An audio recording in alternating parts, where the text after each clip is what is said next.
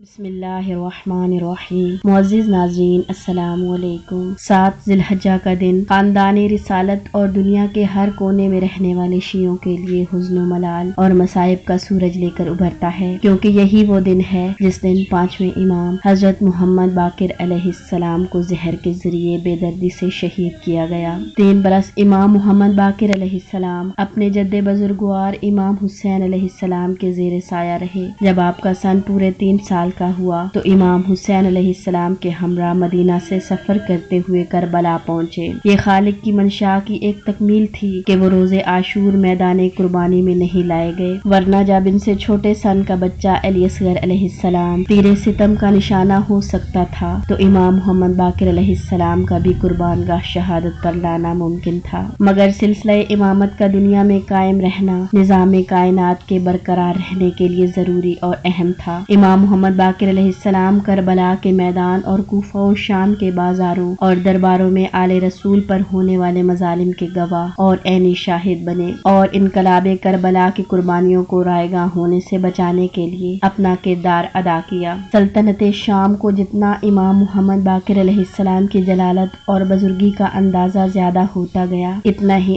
آپ کا وجود ان کے لیے ناقابل برداشت محسوس ہوتا رہا۔ آخر آپ کو اس خاموش زہر کے حربے سے، جو اکثر سلطنت بنی امیہ کی طرف سے کام میں لایا جاتا رہا تھا، شہید کرنے کی تدبیر کر لی گئی۔ وہ ایک زین کا تحفہ تھا جس میں خاص تدبیروں سے زہر پوشیدہ کیا گیا تھا، اور جب حضرت امام محمد باقر علیہ السلام اس زین پر سوار ہوئے تو زہر جسم میں سرایت کر گیا۔ چند روز کرب و تکلیف میں بستر بیمار پر گزرے اور آخر 7 ذی الحجہ 114 ہجری کو 57 برس کی عمر میں شہادت پائی۔ جنت البقیع میں حضرت امام حسن علیہ السلام اور امام زین العابدین علیہ السلام کے قبور کے جوار میں حضرت امام محمد باقر علیہ السلام بھی دفن کیے گئے۔ السلام علیک یا ایھا الباقر یا ابن رسول اللہ یا حجۃ اللہ علی خلقہ یا سیدنا و مولانا، انا توجہنا واستشفعنا وتوسلنا بک الی اللہ وقدمناک بین یدی حاجاتنا یا وجیہا